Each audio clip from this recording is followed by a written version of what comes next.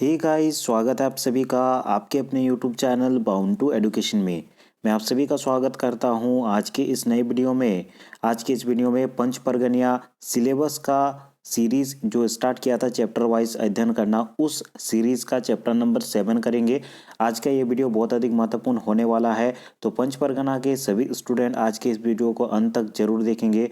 तो चलिए सबसे पहले हम लोग जानते हैं कि हमें क्या पढ़ना है और इस वीडियो को शुरू करते हैं। अगर आप चैनल पर नए हैं, अभी तक चैनल को सब्सक्राइब नहीं किया है तो इसे जरूर सब्सक्राइब कर दे। अगर आप इस वीडियो को देखना शुरू कर चुके हैं लेकिन फिर भी वीडियो को लाइक नहीं किया है तो इसे जरूर लाइक कर दे। आपके लाइक से हमें पता चलता है कि किस प्रकार के कंटेंट आपको प्रोवाइड करवाए जाएँ। तो चलिए बिना किसी देरी के आज के इस वीडियो को शुरू करते हैं। तो जैसा कि आप सभी देख पा रहे होंगे, ये हमारे पंच परगनिया का सिलेबस है। लगभग लगभग सभी परीक्षाओं में सिलेबस बराबर होता है, थोड़ा बहुत ऊपर नीचे होता है, लेकिन जो ग्रामर का हमारा सिलेबस है व्याकरण का, वो सभी परीक्षाओं के लिए सेम है। इससे पहले हम लोगों ने संज्ञा पढ़ चुका था, सर्वनाम, विशेषण, क्रिया, वाक्य और काल, इतने सारे चैप्टर को हम लोगों ने देख चुका था। और हम लोग तीनों ही व्याकरण को साथ में लेकर के चल रहे हैं, अर्थात कि करमचंद आहिर का व्याकरण, परमानंद महतो का व्याकरण और चंद्रमोहन महतो का व्याकरण। ये तीनों ही व्याकरण आप सभी को पढ़ना है, तो तीनों व्याकरण को हम लोग साथ में लेकर के चल रहे हैं। आज के इस वीडियो में हम लोग समाज से संबंधित जानेंगे कि किस प्रकार के क्वेश्चंस आएंगे। इस सीरीज के वीडियोस तथा अन्य जो भी वीडियोस पहले आए हैं, उन सारे वीडियोस को अगर आप देख लेते हैं रेगुलरली, तो मैं आपको गारंटी देता हूं कि 95 प्लस आने से कोई नहीं रोक सकता है।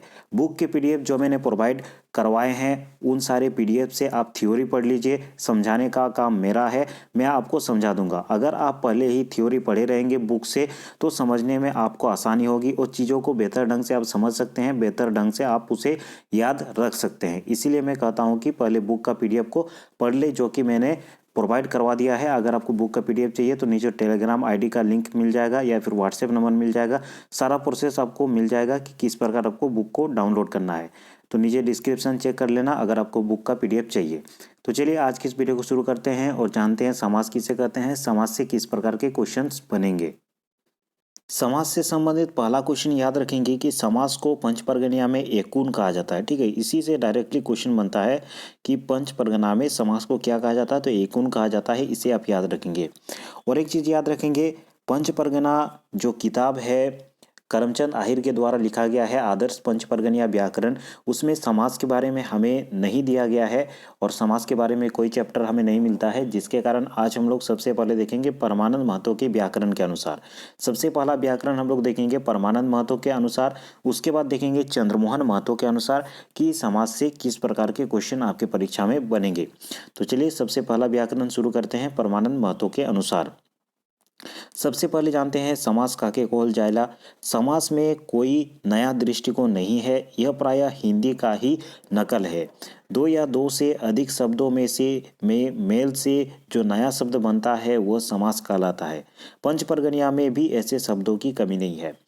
तो परमानंद महतो जी के द्वारा यह कहा गया है कि समास में किसी भी प्रकार का नया दृष्टिकोण नहीं है, अपितु हम लोगों ने हिंदी व्याकरण में जो समास पढ़ा है उसी प्रकार हमें बहुत सारे ऐसे शब्द देखने को मिलते हैं पंच परगनिया लैंग्वेज में, जिसे हम लोग समास और समासिक शब्दों में बांट सकते हैं।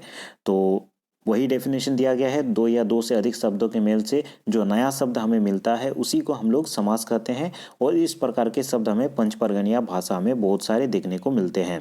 उनके अनुसार समास को 6 भेदों में बांटा जाता है। कौन कौन सा भेद है?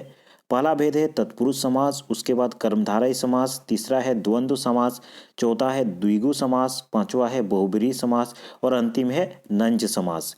यहाँ पे अगर आप हिंदी का व्याकरण अच्छे से पढ़े हैं तो आप सभी को पता होगा कि अव्ययभाव समास एक हम लोग का होता है, हिंदी में भाग होता है समास का, लेकिन यहाँ पे अव्ययभाव समास नहीं है बल्कि एक भाग है नंज समास, जो कि हिंदी में नहीं होता है बल्कि पंच परगनिया में होता है। ठीक है, और ये जो भी भेद है ये किनके अनुसार है? ये परमानंद महतो के जो व्याकरण है पंच परगना भाषा व्याकरण, उसके अनुसार है।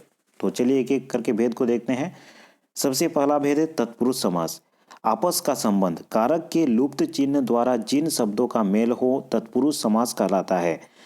तो तत्पुरुष समास इससे पहले हम लोगों ने हिंदी में भी पढ़ा है। तत्पुरुष समास वैसे समास को कहते हैं जिसमें पहला पद का जो कारक है वो लुप्त हो जाता है तथा अंतिम पद या फिर उत्तर पद जो है वो प्रधान हो जाता है, उसे हम लोग तत्पुरुष समास कहते हैं। ठीक है, इसके एग्जाम्पल में हम लोग देखते हैं पराधर, मुड़ा छुआ, डोहर चलुआ। ठीक है, उसके बाद मुड़ काटा, पोगरी ढहा, भीख मांगा, हथकड़ी, हरामजादा, गोरू गाड़ी, घोर दामाद, लाखपति, जौन कामना, जौन मकान। तो ये सब जो है तत्पुरुष समास का उदाहरण है। ठीक है, सिंपल एग्जांपल अगर लेते हैं जैसे कि डोहर चलवा, डहर में चलने वाला। ठीक है, तो इसे तत्पुरुष समास कहेंगे। जैसे कि भीख मांगा, भीख मांगने वाला। हथकड़ी, हाथ का कड़ी। ठीक है, गोरू गाड़ी, गोरू का गाड़ी। तो इस प्रकार के समास को हम लोग तत्पुरुष समास कहते हैं जिसमें पहला पद का अव्यय जो है वो लुप्त हो जाता है तथा दूसरा पद या फिर उत्तर पद जो है वो प्रधान हो जाता है। ठीक है, दूसरा भेद है आपका कर्मधारय समास। चलिए जानते हैं कर्मधारय समास किसे कहते हैं। जिसका पहला पद विशेषण हो उसे हम लोग कर्मधारय समास कहते हैं। अर्थात कि पहला पद विशेषण होगा और उत्तर पद जो होगा विशेष्य होगा, तो उसे हम लोग कर्मधारय समास कहते हैं। जैसे कि महाजन, इसको अगर अलग अलग करेंगे तो आप देखेंगे महान जन, इसमें पहला पद जो है वो जन का विशेषता बता रहा है, इसीलिए पहला पद जो है वो विशेषण हो जाएगा और दूसरा पद विशेष्य हो जाएगा। इस प्रकार का जो समास होता है उसे हम लोग कर्मधारय समास कहते हैं। ठीक है, तो ऐसे बहुत सारे उदाहरण हैं जैसे कि ऊंच नीच, लीलमोनी, हाड़ी मुड़ा। तो ये सब उदाहरण कर्मधारय समास का उदाहरण है। इन्हें आप याद रखेंगे, जिसमें पहला पद विशेषण होता है, उत्तर पद उसका विशेष्य होता है। और महाजन याद रख लीजिएगा, जैसे कि महान जन, इसको अलग कीजिएगा तो महान जो है वो उत्तर पद का आपका विशेषण हो जा रहा है, इसीलिए ये कर्मधारय समास होगा। नेक्स्ट देखते हैं द्वंद्व समास। दोनों शब्द संज्ञा हो और उनके बीच का आर संयोजक लुप्त हो। इसमें दोनों ही पद संज्ञा होंगे और दोनों ही पद इसमें प्रधान होते हैं। उनके बीच हाइपेन का साइन होता है। बार बार मैं जब भी क्वेश्चन इससे संबंधित ऐड करता हूं तो मैं हमेशा एक्सप्लेन कर देता हूं कि द्वंद्व समास जो होता है उसके बीच में आर, अर्थात कि हिंदी में जिसे और कहा जाता है, और उसे पंचपर्गनिया में आर कहा जाता है, तो ये लुप्त होता है और हाइपेन का साइन दे करके इन दोनों ही शब्दों को लिखा जाता है। जैसे कि छुआ पुता, और इस हाइपेन को हटाएंगे तो छुआ और पुता हो जाएगा। दिया बाती, इसमें दोनों ही पद प्रधान है, दिया भी और बाती भी, और इसके बीच में हाइपेन का जो साइन है उसको हटा करके आप और लगा सकते हैं और पंचपरगना में हम लोग आर लगा सकते हैं।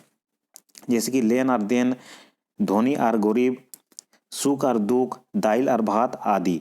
तो ऐसे शब्दों को हम लोग द्वंद्व समास कहते हैं। ठीक है, याद रखेंगे द्वंद्व समास। उसके बाद है द्विगु समास। द्विगु समास अर्थात कि पहला शब्द जो है वो संख्यावाचक होगा, जैसे कि पंचपरगना, चतुर्भुज, तिरफला, ये सब द्विगु समास है क्योंकि इसका जो पहला पद है, जैसे कि पंचपरगना में पंच, चतुर्भुज में चतुर, तिरफला में तीर, तो ये पहला पद इन समास का क्या होगा, संख्यावाची होगा, उसे हम लोग द्विगु समास कहते हैं। बहुब्रीहि समास अर्थात कि अपने अर्थ को छोड़कर विशिष्ट अर्थ बताता है।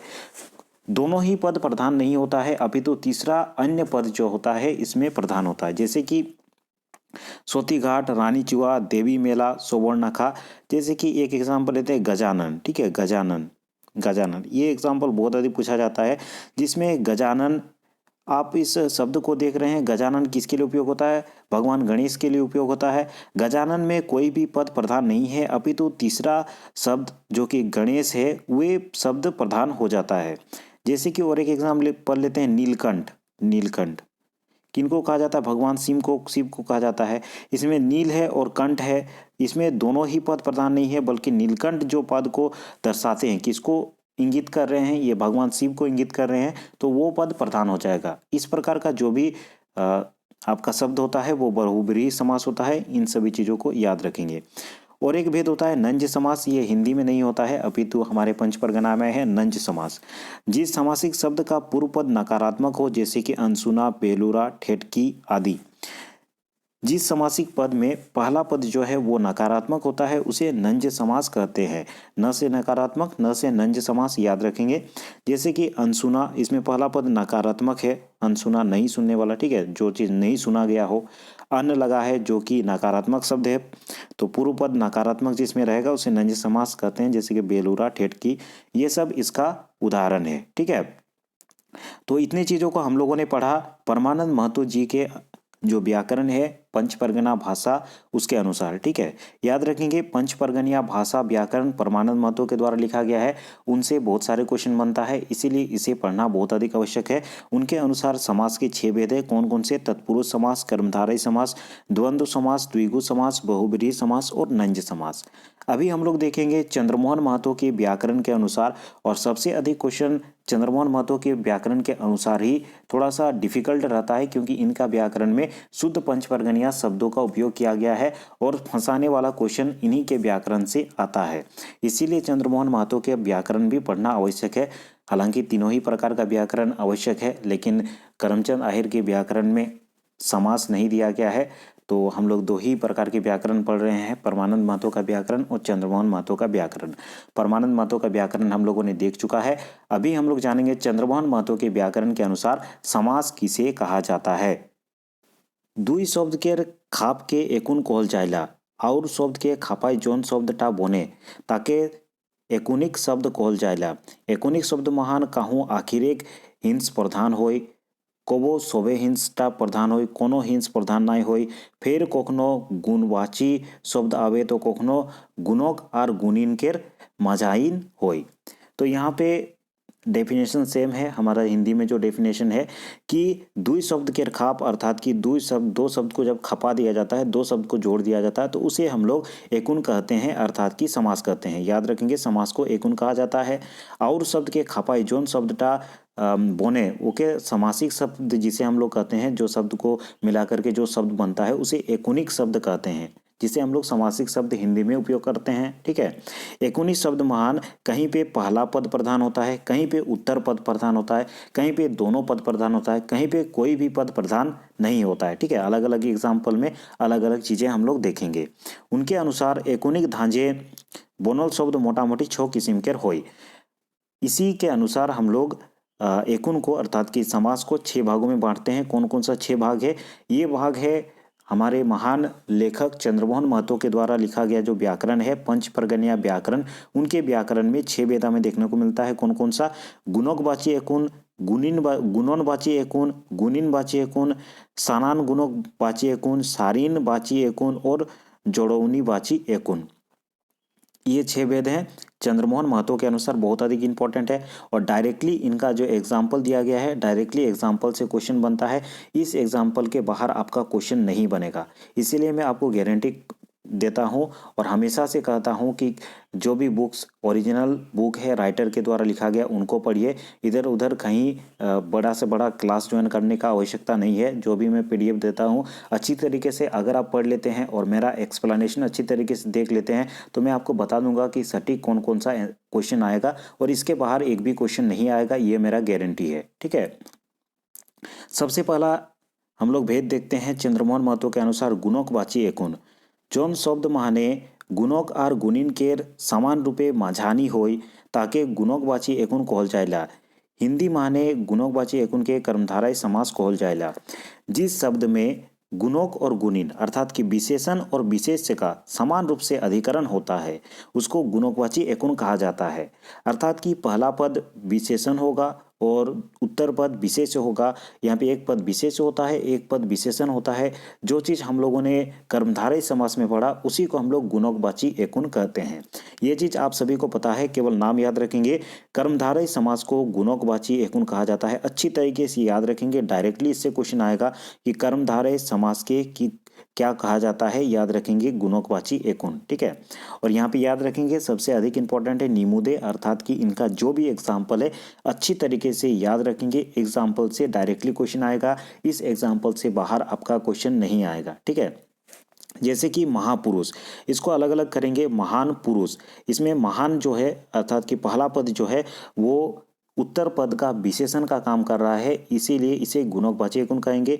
चांद बोधनी, बदन कैसा है? चांद की तरह है, तो चांद जो है चांद बदनी में चांद जो है ये विशेषण का काम कर रहा है। उसके बाद उत्तर पद जो है विशेष्य का काम कर रहा है, इसीलिए इसे गुणकवाची एकुन कहेंगे। आप इसे कर्मधारय समास कह सकते हैं। बैठी गोड़ी, गोड़ी कैसा है? गोड़ कैसा है? बैठी है, तो बैठी गोड़ी। तुपी गाली, गाल किस प्रकार का है? तुपी है, तुपी गाली। ठीक है, तो यहाँ पे विशेषण विशेष्य का काम कर रहा है। चिरून दांती, उसका दांत किस प्रकार है, चिरून के जैसा है, कंघी के जैसा दांत है, तो उसे चिरून दांती कहेंगे। तो ये दांत का एक प्रकार की विशेषता ही बता रहा है। चिरून दांती, दांत किस प्रकार का है, चिरून जैसा है। ठीक है, तो इस प्रकार के शब्द बहुत सारे दिए गए, जैसे कि लीलमोनी, हाड़ी मुड़ा, गोल मुड़ा, गुड़ पीठा। पीठा किस प्रकार है, गुड़ का बना हुआ है। परागौर, सेनामोनी, सोनामोनी, हेडमास्टर, प्राचार्य, प्रधानाचार्य, लाट साहेब, बीर माटी, महाशय, महाकाइब, परमेश्वर, एमान। तो इम्पोर्टेंट यहाँ पे आता है, जितने भी आपके एग्जाम्पल है अच्छी तरीके से देख लीजिएगा, कॉपी में लिख लीजिएगा। अगर नहीं लिखते हैं तो आप पीडीएफ से पढ़ लीजिएगा। ठीक है, जो बुक मैंने प्रोवाइड करवाया है उससे आप पढ़ लीजिएगा, बहुत अधिक इंपॉर्टेंट है, डायरेक्टली क्वेश्चन बनता है। दूसरा आपका है गुणनवाची एकुन। जोन गुणक बाची एकुन केर आगुक शब्दटा गुणनवाची होय ताके गुणनवाची एकुन कहल जाएला। अर्थात कि पहला पद इसमें क्या होगा, संख्यावाची होगा, जिसको हम लोग हिंदी में द्विगु समास कह रहे थे, वही है गुणनवाची एकुन। गुणन से याद रखना है गिनना। ठीक है, गिनना, गिनना। और गिनना अर्थात किसको गिनते हैं, अंक को गिनते हैं। पहला शब्द जो है वो क्या होगा, अंक होगा, उसे हम लोग गुणनवाची एकुन कहते हैं। जैसे कि त्रिफला, चार पोला, जैसे त्रिफला में त्रि जो है ये क्या है, अंक है पहला। चार पहला, चार आँखा, पांच परगना, दुई आँची, तीन गोड़िया, आठ भुजी, 16 भुजी, एमान। तो ये सब क्या है, गुणनवाची एकुन है। ठीक है, इन सब में आपका क्या है, पहला पद जो है वो अंक है। पहला पद क्या है, अंक है, नंबर है, तो उसे हम लोग गुणनवाची एकुन कहेंगे। ठीक है, नेक्स्ट है गुणिनवाची एकुन। गुणिनवाची एकुन किसे कहते हैं, चलिए जानते हैं। जोन एकुनिक शब्द माने कोनो हिंस प्रधान नाई होइला बरन समूचाटाई एकटा भिनु अर्थ बहराई ताके गुणिनवाची एकुन कहल जाएला। जिसे हम लोग बहुब्रीहि समास पढ़ते हैं उसी को गुणिनवाची एकुन कहते हैं। अर्थात कि जिसमें कोई भी पद प्रधान नहीं होता है, बल्कि वो तीसरे पद की ओर इशारा करता है और तीसरा पद प्रधान होता है। जैसे कि नीलकंठ। ठीक है, नीलकंठ, नीला है कंठ, जिसका किसे कहा जाता है, भगवान शिव को कहा जाता है। कुतआंखा, बिना पानी, चंद्रभानु, सोती घाट, सोबरनाखा, रानी चुआ। ये सोबरनाखा, रानी चुआ इतना बार रिपीट किया गया है, हर एक पेपर में रिपीट किया जाता है। ठीक है, इसीलिए मैं कहता हूँ, आप पूछते रहते हैं कि कहाँ से, कौन सा किताब से आपका मिलेगा। आप डिटेल में पढ़ेंगे तब तो, डिटेल में पढ़ेंगे तब आपको पता चलेगा कि उदाहरण से ही आपका क्वेश्चन बनता है, कहीं बाहर से क्वेश्चन नहीं आता है। पेंच की आँखा, एमान, तो ये सब उदाहरण याद रखेंगे गुणिनवाची एकुन का। नेक्स्ट आपका इसका भेद है सारान गुणक वाची एकुन। जोन एकुनिक शब्द सारान गुणक रूपे आवे ताके सारान गुणक वाची एकुन कहल जाए। ठीक है, सारान अर्थात क्या, सारान मतलब विशेषण हम लोगों ने पढ़ा था, तो इसका अर्थ है सारान गुणक वाची एकुन, जिसे हम लोग अव्यय भाव समास हिंदी में कहते हैं। और ये जो भेद है ये परमानंद महतो के व्याकरण में ये भेद नहीं आता है। ठीक है, इसमें पहला पद सिंपल सा है, याद रखना है, अव्यय है और पहला पद ही प्रधान होता है। ये चीज़ आप याद रखेंगे। जैसे कि राताराती, नीते दिन, धड़ाधाड़, हाथे हाथ। ठीक है, मन माना, पेट भोर, हेंट ऊपर, इधर उधर, जखन तड़िक, माझे माझ, मने मन, आजीवन, बारंबार, बेकाम, एमान। तो ये सब सारान गुणक वाची एकुन है, जिसे हम लोग हिंदी में अव्ययभाव समास कहते हैं। तो इसे याद रखेंगे। सारीन वाची एकुन। जोन एकुनिक शब्द के आखिरिक हिंस प्रधान होय ताके सारीन वाची एकुन कहल जाएला। हिंदी माने सारीन वाची एकुन के तत्पुरुष कहल जाएला। तो जिस शब्द में आखिर का जो प्रधान, आखिर का पद होता है वो प्रधान होता है, उसे सारीन वाची एकुन कहते हैं। और पहला पद क्या होता है, पहला पद का अव्यय जो है वो लुप्त हो जाता है सारीन वाची एकुन में। जैसे कि चार मारा, गोरु चारा, गंगा जल, बाभन दान, मूड काटा, भीख मांगा, घर जमाई, जब माकान, डोहर चला, माहतो छुआ, मुड़ा छुआ, पाहन छुआ, गरु गाड़ी, हारामजादा, डोहर खर्चा, नाहान घर, रस भरा, घर घर, अनजाना, बिन खर्चे, एमान। तो ये सब सारीन वाची एकुन का उदाहरण है, अच्छी तरीके से इनको देख लीजिएगा। लास्ट आपका आता है जोड़ौनी वाची एकुन। जोन एकुनिक शब्द माने सवे हिंस प्रधान होय और एकुन होले हिंस केर जोड़ौनी वाची शब्द लुकाल रहेला ताकि जोड़ौनी वाची एकुन कहल जाएला। अर्थात कि जिसे हम लोग द्वंद्व समास कहते थे उसे हम लोग जोड़ौनी वाची एकुन कहेंगे। जिसमें दोनों ही पद प्रधान होता है और उनको जोड़ने वाला पद अर्थात कि और जो होता है वो लुप्त होता है, उसे जोड़वनी बाची एकुन कहेंगे। इसको पहचानने का सिंपल सा तरीका है, बीच में हैफन लगा रहेगा। जैसे कि हित मितान, यहाँ पे हित आर मितान, काम कमान, काज कमान, ठीक है, माई बाप, भाई बहिन, तो इसका हाइफन को हटा करके आर साइन लगा सकते हैं, भाई आर बहिन। सुख दुख, सुख आर दुख, नवा आर पुराना, गढ़ा आर ढीपा, बड़े आर छोटे, दूध आर दोही, हाथ आर गोड़, हंसी आर खुशी, बोर आर कोनिया, कूदा आर फांदा। तो इन सब एग्जाम्पल को याद रखेंगे। समाज से संबंधित सारी चीज़ों को मैंने करवा दिया है, इससे अलग आपका परीक्षा में क्वेश्चन नहीं आएगा। अगर आपको पीडीएफ चाहिए तो नीचे डिस्क्रिप्शन में टेलीग्राम ग्रुप है, चैनल है, उस चैनल को ज्वाइन कर लेना। वहाँ पे आपको सारा प्रोसेस दिया गया है किस प्रकार से आपको पीडीएफ लेना है, ठीक है। वैसे डायरेक्टली भी आप मैसेज कर सकते हैं, नीचे टेलीग्राम का आईडी भी आपको मिल जाएगा और आपको व्हाट्सएप नंबर भी दिया गया है। तो चलिए आज की इस वीडियो में इतना ही। अगले वीडियो में हम लोग फिर मिलते हैं। अगर आप चैनल पर नए हैं, अभी तक चैनल को सब्सक्राइब नहीं किया है तो इसे जरूर सब्सक्राइब कर दे। अगर आपने वीडियो को लाइक नहीं किया है तो इसे जरूर लाइक कर दे। बाउंड टू एजुकेशन फैमिली के साथ जुड़ने के लिए धन्यवाद। अगले वीडियो में हम लोग फिर मिलते हैं।